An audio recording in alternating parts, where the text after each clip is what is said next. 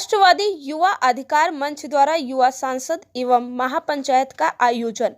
पूरे देश में नौजवानों को न्याय मिलने तक सड़क पर संसद एवं महापंचायत कार्यक्रम क्रमबद्ध तरीके से चलाया जाएगा, बोले शशांक शेखर सिंह।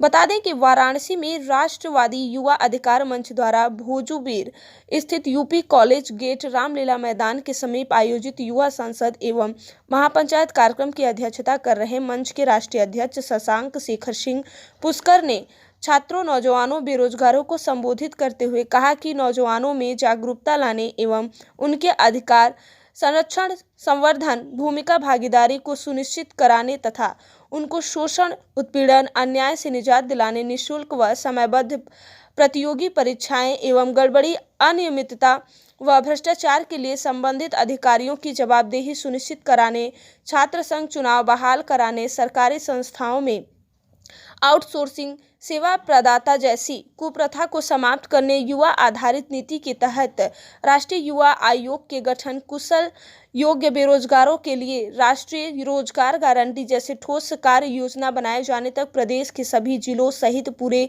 देश में नौजवानों को न्याय मिलने तक सड़क पर संसद एवं महापंचायत कार्यक्रम क्रमबद्ध तरीके से चलाया जाएगा। संपूर्ण क्रांति का आंदोलन समूचे देश में सामाजिक राजनीतिक परिवर्तन लाया।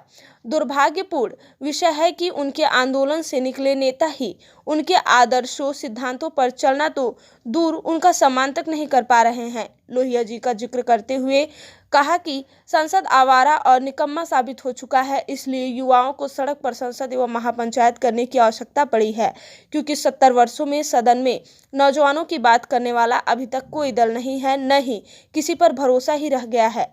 हर कोई नौजवानों को छलने का ही कार्य किया है। देश में 65 से 70% आबादी नौजवानों की है। इनकी ऊर्जा का सिर्फ राजनीतिक दल दोहन कर रहे हैं। नौजवानों को देश के भविष्य के बारे में विचार करने की आवश्यकता है। राष्ट्र निर्माण हेतु नौजवानों को एक मंच पर लाने का प्रयास कर रहे हैं। बगैर नौजवानों के सशक्त हुए सामाजिक, आर्थिक, राजनीतिक, सांस्कृतिक रूप से सशक्त भारत की परिकल्पना संभव ही नहीं है। इस मौके पर डॉक्टर राजेश सिंह, डॉक्टर विनय सिंह, उमेश चौहान, अजय प्रताप सिंह, राम कुंवर, राजभर, भोले शंकर, विश्वकर्मा, विजय यादव, पीयूष सिंह, विश्वजीत गिरी, राम खिलावन पटेल, अभिषेक श्रीवास्तव, मोहन मुरारी पांडे, नूर यादिल, आलिद, सौरभ, प्रीत मिश्रा, बसंत कुमार सहित तमाम छात्र नेता, छात्र, नौजवान शामिल रहे।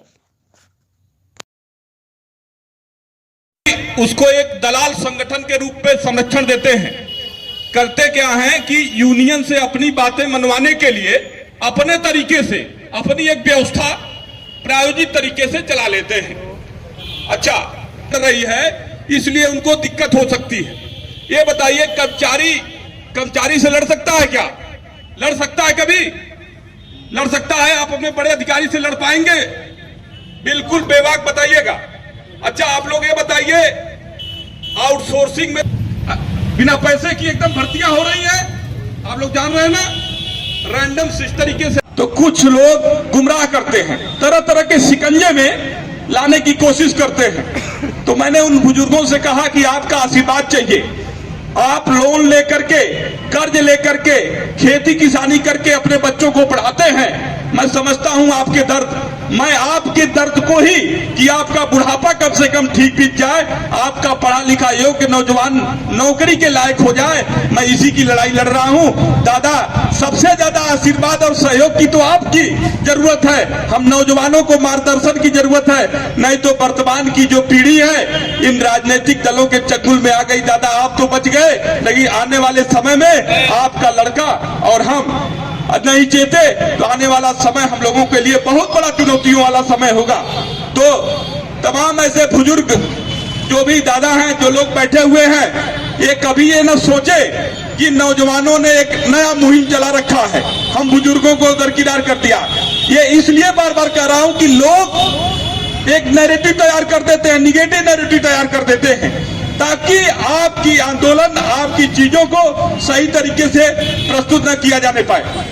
तो ये स्पष्ट मेरा मन है कि आप लोग किसी के कोई बहकावे में नहीं, सारे लोगों का समाधान उसी दिन हो जाएगा जिस दिन नौजवानों को रोजगार की गारंटी मिल जाएगी। Inter, high school, labour class, BCA, MCA, MTech, PhD करने के बाद जिस दिन लग जाएगा कि हमारी नौकरी पक्की, जो डिग्री हमने लिया उस दिन उस पूरे माँ बाप की भी सपने पूरे, भाई बहन के भी सपने पूरे, ससुराल के भी सपने पूरे, सारे लोग आपके दोस्त मित्र सारे के सपने पूरे। जब आपके सपने पूरे हो जाएंगे तब आप खुशहाल जिंदगी 10 साल और जी सकते हैं। जी सकते नहीं जी सकते भाई। आज तनाव में आप देख रहे होंगे आज नौजवानों की स्थिति क्या है। नौजवान अवसाद की दशा में है कि नहीं है। नौजवान आज अपराध की तरफ बढ़ रहा है नहीं बढ़ रहा है, तो मैं उसके लिए उसको जिम्मेदार नहीं मानता हूं। आज जब उनके पास कोई भविष्य नहीं दिखाई दे रहा है, कोई ठोस नीति नहीं है, सरकार कोई ठोस कार्य योजना प्रस्तुत नहीं कर पा रही है, तो उसके लिए मैं नौजवानों को दोषी नहीं मानता हूं। मैं ये स्पष्ट मेरा मानना है, सब लोग मुझे लगता है कि आप लोग सहमत भी होंगे कि नौजवान अवसाद की दशा में जो आत्महत्याएं कर रहा है, अपराध के लिए बढ़ रहा है, ये दुर्भाग्यपूर्ण है, चिंताजनक है और इसके लिए सरकार और सरकारी तंत्र जवाबदेह और जिम्मेदार है। क्या ऐसा आप सब लोग सहमत हैं इस पर? क्या इसको मानते हैं ना? इस कार्यक्रम का आयोजन काशी विश्वनाथ जी की पावन धरा पर जयप्रकाश नारायण जी के कर्म भूमि पर तमाम आंदोलनों का साक्षी रहा वाराणसी जनपद, यहां मुझे आने का आज सौभाग्य प्राप्त हुआ। युवा संसद एवं महापंचायत कार्यक्रम का आयोजन करने का मौका मिला। इसके लिए हम यहां की पूरी टीम को, साथ में जो भी हमारे सहयोगी साथी नौजवान साथी यहां उपस्थित रहे, उन सभी का मैं हार्दिक आभार व्यक्त करता हूं, धन्यवाद ज्ञापित करता हूं। साथियों, आप जानते हैं आज वर्तमान में नौजवानों की हालात बद से बदतर होती जा रही है। नौजवानों के पास रोजगार के लिए कोई पैमाना नहीं है। नौजवान अवसाद की दशा में अपराध की तरफ बढ़ रहा है। रोजगार के पैमाने कोई आज तक ठोस नीति, कोई कार्य योजना नहीं बन पाई है। नौजवानों के लिए राष्ट्रीय स्तर पर कोई युवा आयोग का गठन नहीं हो पाया है। नौजवानों के जो प्रतियोगी परीक्षाएं हैं उसकी कोई समय सीमा निश्चित नहीं हो पाई है। उसके लिए शुल्क वसूली सरकार ने नहीं किया है। सभी सरकारें इसमें शामिल हैं। कोई भी सरकार ये नहीं चाहती कि हमारे युवा जो हैं अस्थायी तौर पे आके कहीं काम करके आराम से रह सकें, और एक ऐसे रास्ते पे चला दिया जाता है जहां पर आदमी 45 साल, 46 साल, 50 साल, 42 साल या 35 साल पे आते आते उसको निकाल दिया जाता है। 20-20 साल, 22-22 साल अपना योगदान करने के बावजूद भी वो लड़का आगे किसी काम का नहीं रहता सिवाय वोट बैंक के। याद होगा एक समय 28 साल तक PCS की एज हुआ करती थी और आज 40 साल तक किया है। SC के लोग 45, OBC के लोग 42 और जो विकलांग है 55 साल तक भरता है। अरे 55 साल तक कोई फार्म क्या भरेगा? आप 55 साल तक कराते रहिए। आउटसोर्सिंग के माध्यम से हर जगह, यहाँ तक कि शिक्षा में भी टीचरों की नियुक्ति हो रही है। B.Ed और MPEd ये सब करने के बाद भी वही स्थिति है। और जहां तक रही बात मानदेय की, तो मानदेय भी सही समय से नहीं मिलता। लड़कों को 12-12 महीने रुकने पड़ते हैं। शेखर सिंह पुष्कर, राष्ट्रीय अध्यक्ष राष्ट्रवादी युवा अधिकार मंच। किस तरह का युवा पंचायत है ये? आप जानते हैं कि छात्रों, नौजवानों, बेरोजगारों के मुद्दों पर लेकर के लगातार राष्ट्रवादी युवा अधिकार मंच के बैनर तले मैं संघर्ष कर रहा हूं। अभी आप ही के शहर में मैं युवा अधिकार न्याय यात्रा के माध्यम से गोरखपुर से दिल्ली गया था। आप लोग उस समय कवरेज में थे भी।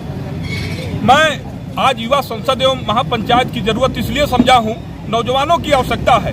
जब नौजवानों की बातें सदन में न सुनी जाए, जब सदन निकम्मा और आवारा हो जाए, लोहिया जी ने कहा था कि जिस दिन सड़कें सूनी हो जाएगी उस दिन संसद आवारा हो जाएंगी। तो मुझे लगता है नौजवानों के मुद्दे पर सदन इस समय निकम्मा एवं आवारा हो चुका है। लिहाजा नौजवानों को सड़क पर सदन चलाने की आवश्यकता पड़ी है। नौजवानों, बेरोजगारों, छात्रों को न्याय मिलने तक सड़क पर सदन चलाएंगे, महापंचायत करेंगे। तो आपका मुद्दा क्या है? मुद्दा यही है, छात्र, नौजवान, बेरोजगार के बुनियादी सवालों के समाधान। बुनियादी सवाल उनके ये हैं कि अभी तक उनके लिए युवा आधारित कोई नीति नहीं बनी, राष्ट्रीय स्तर पर उनका कोई आयोग नहीं बना, कुशल एवं बेरोजगारों के लिए राष्ट्रीय रोजगार गारंटी जैसी ठोस कार्य योजना नहीं बनी, प्रतियोगी परीक्षाएं समयबद्ध नहीं है, उसमें संबंधित विभागों के जो अनियमितता करते हैं, भ्रष्टाचार करते हैं, जो लेट लतीफी करते हैं, देरी करते हैं, ऐसे किसी जवाबदेह अधिकारियों के खिलाफ कोई कानून नहीं बना, जिससे विलम्ब होता है, सालों साल परीक्षाएं नहीं होती हैं। इन तमाम मुद्दों को लेकर के लगातार राष्ट्रवादी युवा अधिकार मंच संघर्ष कर रही है और नौजवानों को न्याय मिलने तक यह संघर्ष जारी रहेगा। वो होगा जिसके पास उसके हिसाब का मुंह मांगा पैसा देगा। सोचिए कि एक कंपनियों और ब्यूरोक्रेट की साठगांठ कितना काम कर रही है। तो साथियों, ये आउटसोर्सिंग राष्ट्रवादी युवा अधिकार मंच का प्रमुख मुद्दा है, तो आप लोग इसको अमल में लाइए। इन मुद्दों पर मैं संघर्ष कर रहा हूं। युवा संसद महापंचायत कार्यक्रम का ये पहला मुद्दा है। इस मुद्दे का आप सभी लोग समर्थन करते हैं। संघर्ष करना चाहिए, मुझे नहीं करना चाहिए? ठीक है, तो भाई आप लोगों के लिए मैं संघर्ष, अपनी जीवन जवानी, पूरी ऊर्जा इस छात्रों, नौजवानों, बेरोजगारों को न्याय मिलने तक लगा रहा हूं। आगे की लड़ाई की जिम्मेदारी आप सब लोगों को देते हुए, ठीक है।